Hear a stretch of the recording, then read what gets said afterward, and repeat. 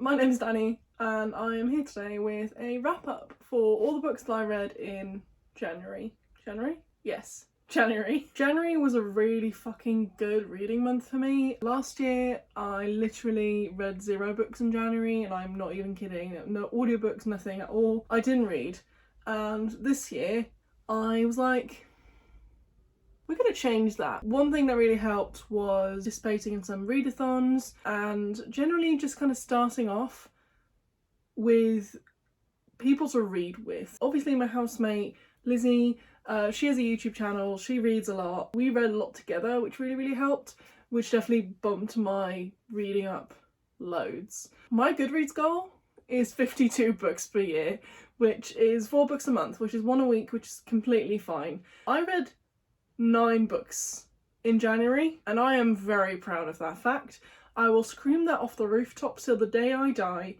I read 9 books in a month where it's honestly been kind of madness. Basically, I've got quite a lot to go through. I'm not going to dawdle for too long. So one of the readathons I participated in was the Be Sure-a-thon, or the Every Heart a readathon by Sasha from The Wild Sasha. You have to choose a compass because it's all based on the Seanan McGuire Wayward Children series. So there's kind of a compass on which all these portal fantasies and all these portal worlds lie. I chose the Dead or Land of the Dead underworld compass, so that was my path. So I will show you and kind of tell you which books I chose for that. The first book that I read in January was The Widow Queen by Elżbieta Szerinska, which was translated by Maya Zakrzewska-Pym, and I'm really hoping I don't butcher these names too much.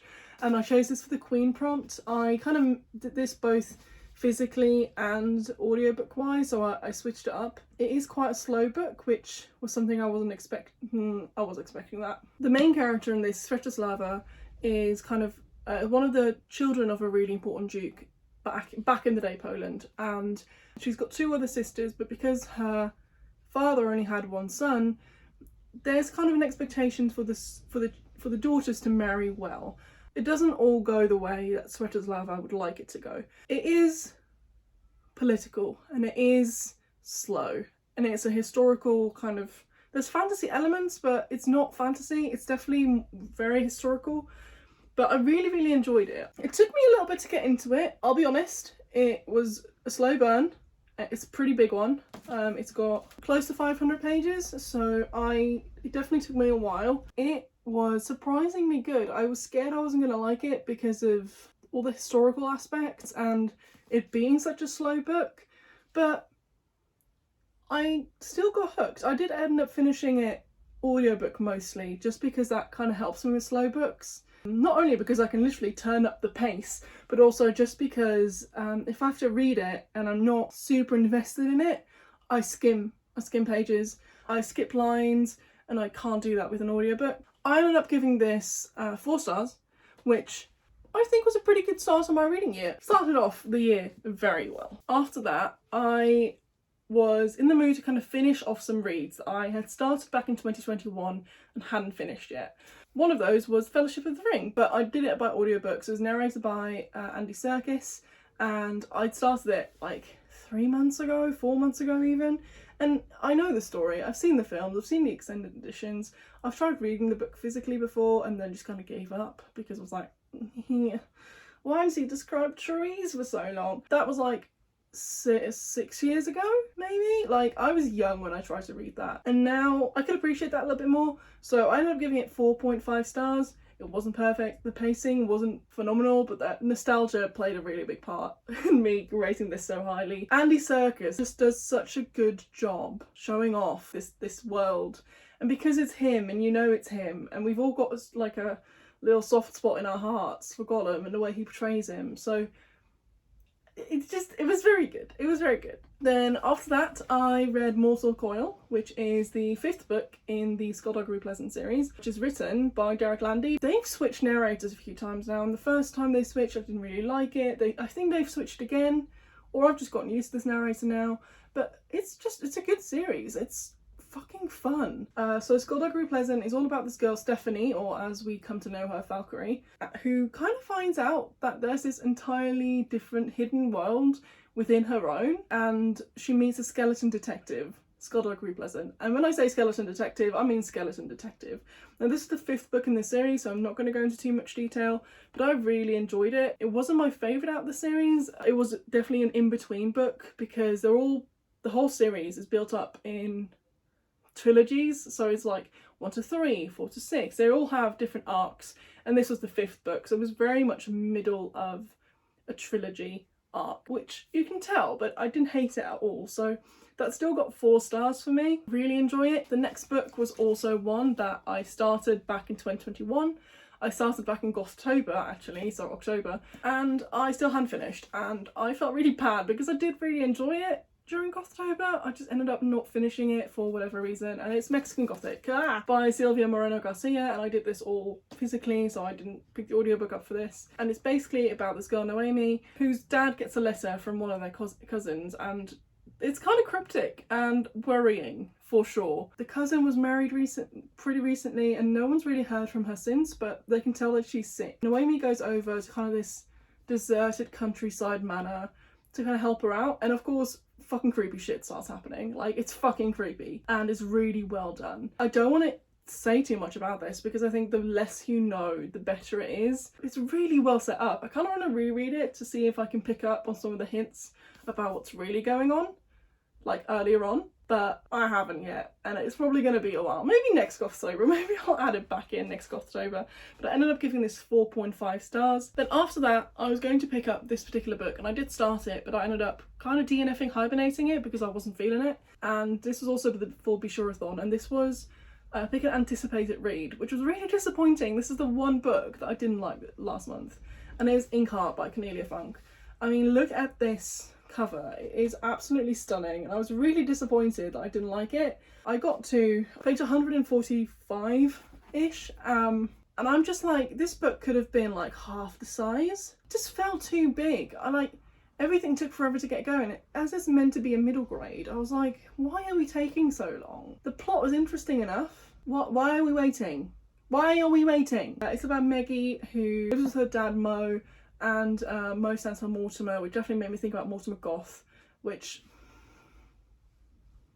can't help it, you know. This kind of old friend, enemy of Mo shows up. Everything suddenly, I say suddenly, it took fucking forever, but it starts going wrong. Her dad's a bookbinder, and then he has this very important book that he doesn't want to get into the wrong hands. Guess what happens? It gets into the wrong hands at page 144. The premise is, as it says on the back, that characters step out of pages, worlds come alive, all this fun stuff. At page 144, none of that shit's happened, so I was fucking bored. I did look for an audiobook, but I think it's only on audiobooks.com, and that is like literally the one audiobook subscription that I don't have. For the time being, this is definitely like a DNF or a hibernate. I don't know where it's going to end up. I also have the second book, which is also very pretty, also very thick. They're so pretty. I want to like them, but I'm not liking them. So when I DNF'd that, I had to pick up another anticipated read because I did want to finish Be Sure-a-thon properly, because I didn't count that book as read. Like I said, I DNF'd it before the halfway mark. I did get 150 pages almost, but I still didn't count it as read. So I picked up another book, and that was A Lesson in Vengeance by Victoria Lee. And this is like I don't remember. I think this was the Owlcrate edition, which has beautiful, like, this is the alternate cover. I really didn't like what they did with the, oh, you can't see it, wait. With the, like, original edition, that they just made it white and turned the colours around. I really didn't like that. I didn't think that was very pretty. I've always had the sleeve on the other way around. This is under the dust jacket. It's about a girl who goes to this really prestigious boarding school, but she took a year out because some fucking traumatic shit happened. But now she's back, and everyone who she was rooming with obviously has now left. They graduated, and she's there with like a group of students who are a little bit younger than her. It's just a bit sad. There is this kind of mystery that surrounds the campus. So especially the house that she stays in has a history of murder and occult and all of that, and she's always been really fascinated by it. But last year, before everything went wrong, she got consumed by it, and it became an obsession, and part of her believes that is why everything went wrong in the end. I'm not going to say anything about what went wrong, because I think finding that all out in here is just way more satisfying than me explaining it to you. But I really, really enjoyed this book. There's like enemies to lovers ish in here, and it just generally, I really enjoyed it as a dark academia. There's really mixed opinions about this book online. Like, people think that she tried too hard, like it's dark academia but it's not dark academia, and I'm like, I thought it was. I really enjoyed it. I give this 5 stars. This is one of my favourite books of 2022 so far. It's on my 2022 favourites, with one other book that I read this month, so I can't talk about it yet. Yeah, no, it's a really good read. I flew through this, and after that really slow read before, this is exactly what I needed. Then the book that I read after that was a book that I've had for a little bit, and I just really needed a short read. So for this prompt, it was, for the Be Sure-a-thon, it was the book closest to you, and that happened to be this book. So this is How You Lose a Time War by Amal El-Mohtar, and Max Gladstone. This is very lyrical and very abstract, but even though that's something I usually really fucking hate, they did this really well. It's about red and blue, and they're on 2 different sides of the time war. So they keep jumping between times, and it's linear, but it's non-linear because they are talking to each other through these kind of hidden messages. So that is linear, but where they are in time is non-linear. It's a really interesting concept, and I had a feeling I was going to like this when I saw that Martha Wells, who wrote the Murderbot Diaries, said that this was really good, and it was very good. I gave it 4.5 stars. It wasn't perfect. I thought some of the lyricism could have been a little bit like toned down. In this book, everything has a hidden meaning. Even though that is amazing, it can be quite tiring, and I was quite glad the book was only so short. But yeah, 4.5 stars, can recommend. So the book before the last one is a book that I read for Bevies and Books, which was The Lighthouse Witches, which is a really pretty cover, and it didn't show up at order in the live. But yeah, it's a very, very pretty cover. And basically it's about a lighthouse called The Longing, and a mum and her 3 children go there. It's on Lonhaven, a Scottish island, and this English family goes there as the mum has got on a commission to paint a mural there. The children, the 3 girls, don't want to be there. Creepy shit starts happening. It's a theme this month. The mum is trying to keep her family together while also battling some really like inner demons. The oldest daughter is being kind of a pain in the ass, which is fair enough because like the oldest daughter is 15. But then suddenly people start going missing. They have been going missing for centuries, and it all goes back to these witches that were burnt there back in the 1600s. Every now and then it happens, and when it does, the entire like town, like half the town doesn't believe and the other half of the town does believe in all the supernatural shit, and they go fucking mental. And of course it starts happening. Of course it starts happening now. It was really good. I gave this book 4 stars. It was really well done, but there were like some typos in it which really bugged me for some reason, and it was a little bit confusing at times, and I felt like there was just one gaping plot hole at the end. Maybe I'm just too stupid to figure it out, but if you've read it, please message me because I need to talk to someone about it. Maybe I'm just too dumb, but that took a star off for me. I also read this for Be Sure-a-thon, and I read this for the bone on the cover prompt.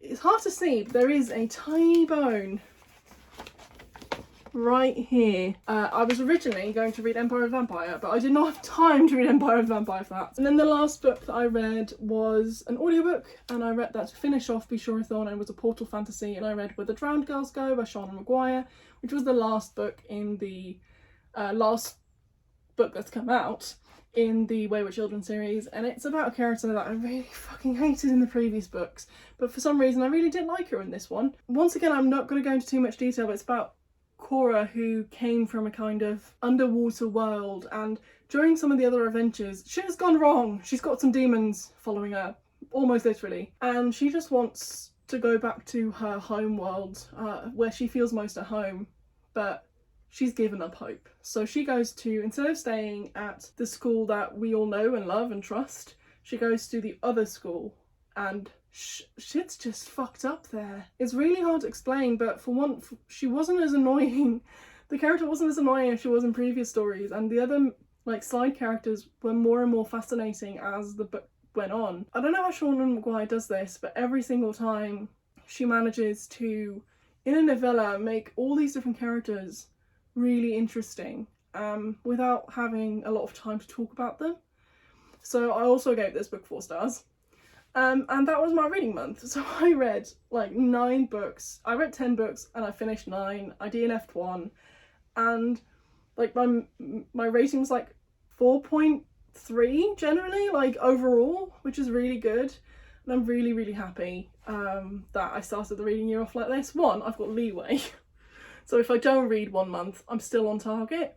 2, I'm just really enjoying reading at the moment, and I'm hoping I can keep that momentum going. Hi, Editing Dani here. I completely forgot something. I did a second readathon, which was the TBRPG-a-thon, which was hosted by Ro from Wandering Through Worlds, and basically it was a TBRPG but through prompts that you could choose, and basically choose your own adventure through a readathon, which was really, really fun. I ended up being able to finish it with the books that I had already picked for that month. All the books that I'd read somehow fit a prompt.